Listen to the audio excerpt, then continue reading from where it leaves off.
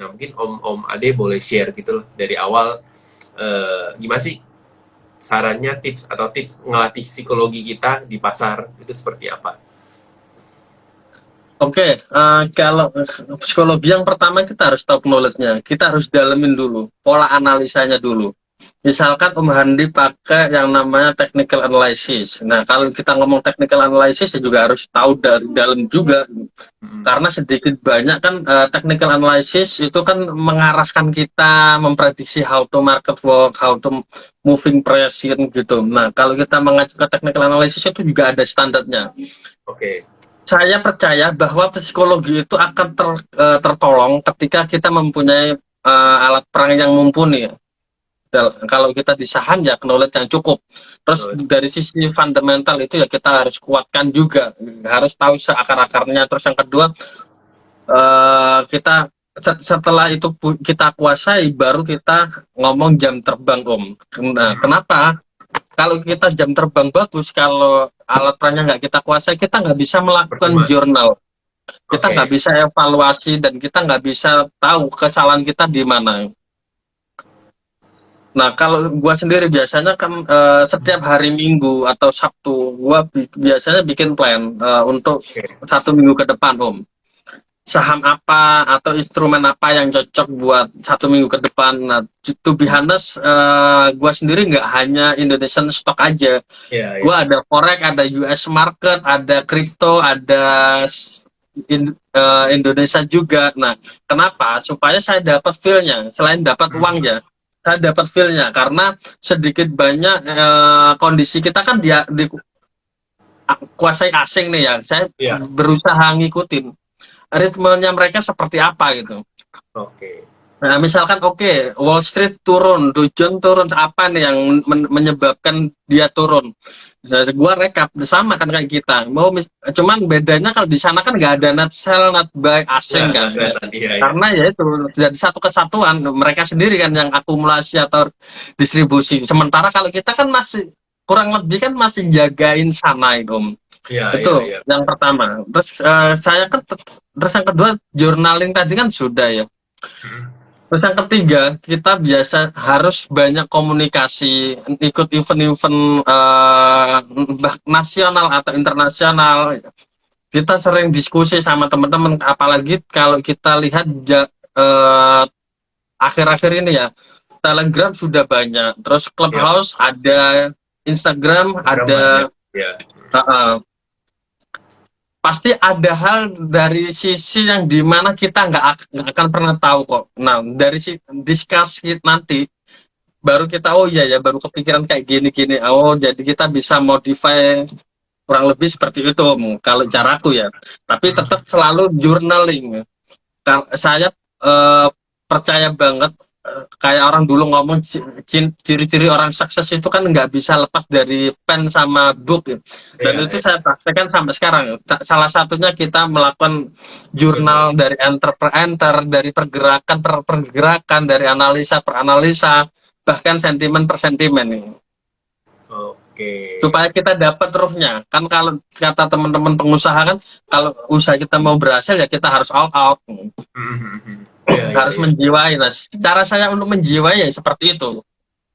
Oke, jadi journaling itu berarti jatuhnya kayak mungkin mungkin mungkin kalau untuk pemula mungkin lebih simpel kali ya Om ya. Maksudnya Mm-mm. lebih lebih simpel, let's say mungkin kita di samping kita belajar tapi kita nulis nih alasan gue belinya apa, terus gue analisanya karena apa. Even mungkin awal-awal cuma Betul. ngandalin technical aja pun sebenarnya harus kita jurnalin. Jadi Nah, dalam artian, meskipun mm, technical Om, misalkan mm, technical itu kan ada misalkan buy on weakness, buy on strength ya, gitu ya. ya, Terus ya, buy on weakness disebabkan apa? ya, ada Jebol level reasonnya ya support semuanya atau ya.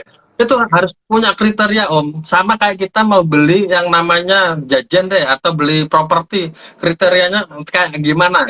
Even kita menggunakan technical ya kita harus tahu Ya, ya, ini ya. pola apa, beri di level berapa, targetnya seperti apa, risknya berapa. Kenapa?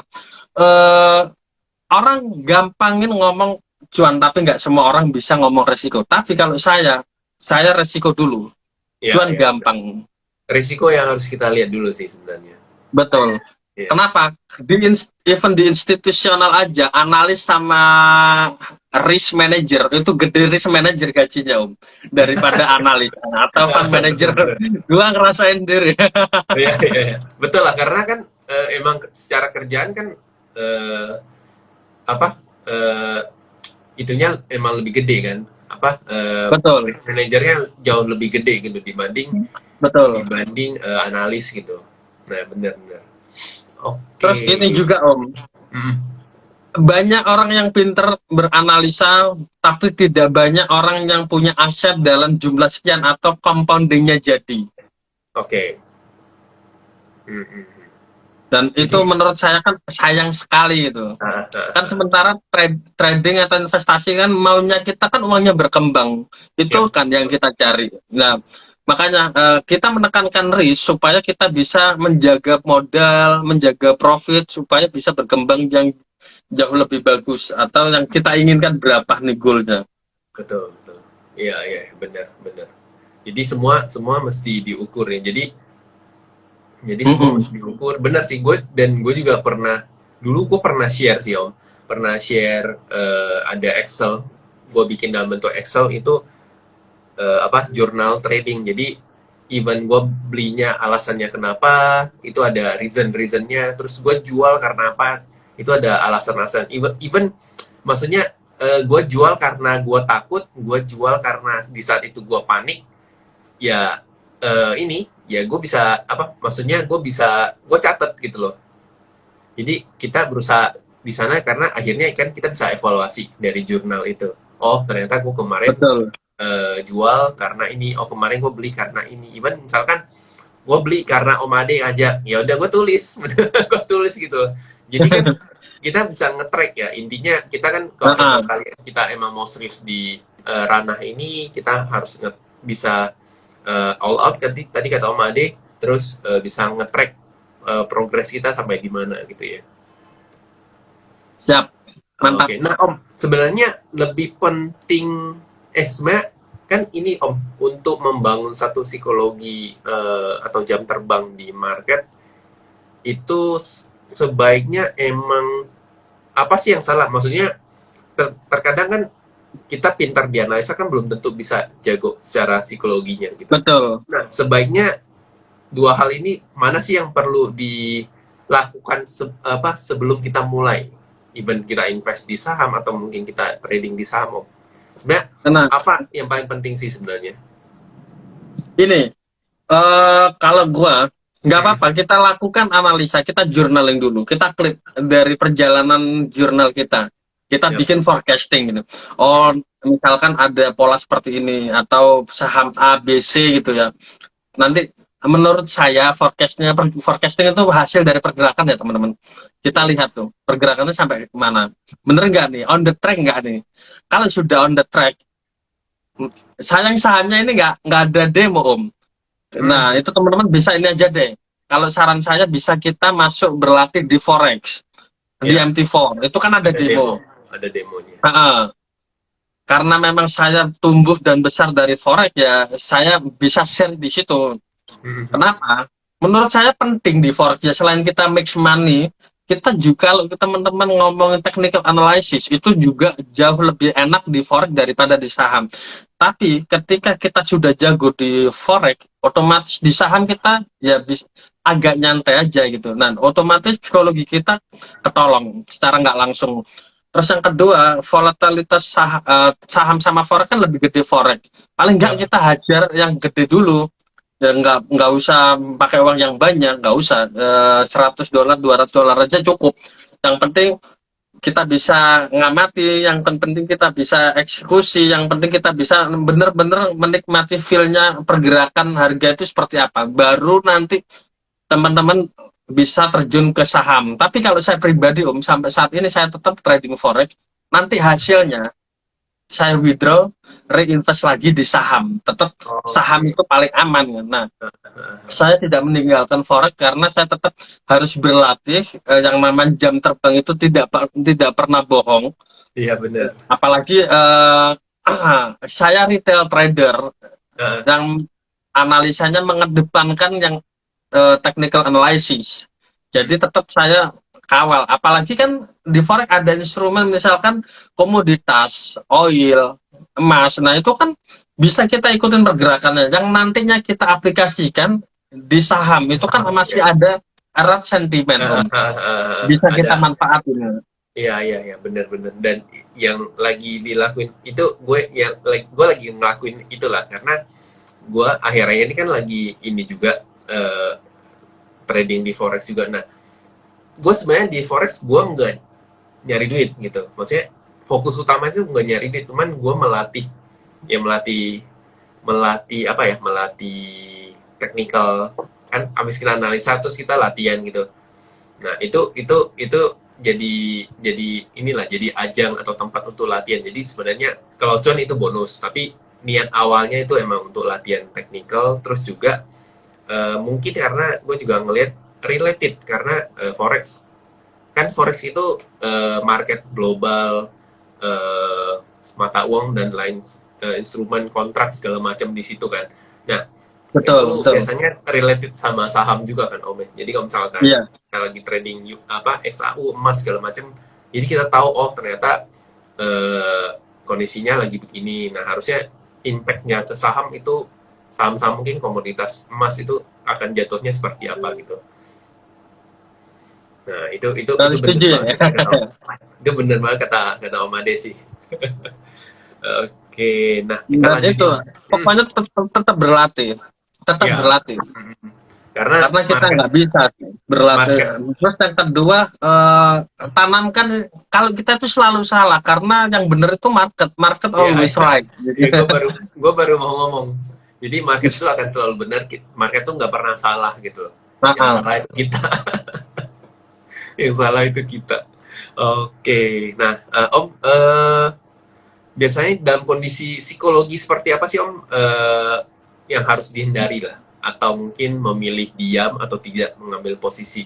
Biasanya feelingnya lagi gimana Om? Mungkin Om Ade boleh oke. share, jadi biar kita juga tahu, oh Kalau ternyata pas gue lagi ngerasa ini, oh ternyata itu udah alarm gue untuk gue nggak ambil posisi dulu, atau gue diem dulu gitu. kalau gua ini Om ya, ya emang jumlah gua kan agak gede nih. Memang cut loss itu sakit dan itu Ya, mau nggak mau harus dilakukan supaya kita nggak terjerumus lebih parah lagi ya. yep. Satu, kalau kita masih dalam keadaan wajar, artinya kita masih bisa nerima, ya udah kita lanjut gitu. Hmm. Tapi kalau kita memang dalam keadaan ya udah cut loss besar-besar, pasti ada kok. Kita tuh Ya, ngerasa di momen wah anjir gede banget nih. Gua udah break, gua jalan-jalan, gua lebih baik healing ini. Entah ke ya. Bali kemana, bukan berarti gua spend money untuk hura-hura, enggak. Gua dalam rangka ini menenangkan jiwa. Terus yang Menenangkan jiwa. kedua, gue pernah ikut kelas ini Om, kayak yoga tapi untuk trader dan itu Oh, di Bali sama di Amerika. oke. Kalau nggak salah apa ya nama trader mind atau apa gitu. Dan Ah, itu emang ngomongin psikologi, ngomongin jiwa itu tenang banget. oke, wah itu menarik sih. Nah, Karena dulu gua itu pernah kena Om di crash 2020 kan. Itu kan crash yang pertama gua. Nah, itu untuk balikin psikologi jadi lebih tenang lagi, itu memang salah satunya gue nerapin yang namanya meditasi gitu Om. Jadi tiap malam gue usahain gue bisa meditasi, walaupun kayak itu cuman berapa, apa mungkin 15 sampai 30 menit gitu, tapi eh, gue percaya, bukan gue percaya, tapi gue merasakan oh itu bisa menenangkan diri gue gitu. Akhirnya yang tadinya gue takut untuk enter lagi, untuk entry lagi, itu jadinya pelan-pelan mulai balik lagi gitu loh. Pelan-pelan bisa betul. bisa kayak oh gue udah mulai tenang. Kalau enggak kan itu bayangin kalau yang kita yang kegebuk pas turunnya market di Maret itu, dari Februari Maret itu kan lumayan Ya lumayan tahun kan ya. 2020 kemarin ya. Iya, iya, itu kan lumayan. Maksudnya termasuk lumayan lah gitu. Even kayak sekelas blue chip aja pagi-pagi 2 menit perdagangan udah ARB gitu. Jadi itu Dan itu kan sempat halving time juga loh itu. dan Seru kan itu. halving tuh sampai beberapa kali dan beberapa hari kalau nggak Iya, salah gitu. 4 kali ya. Iya, jadi itu kan lumayan kan secara psikologi tuh dia dari yang tadinya takut jadinya pasrah gitu. Tapi di dalam pasrah itu mau entry league ya mikir-mikir lagi gitu.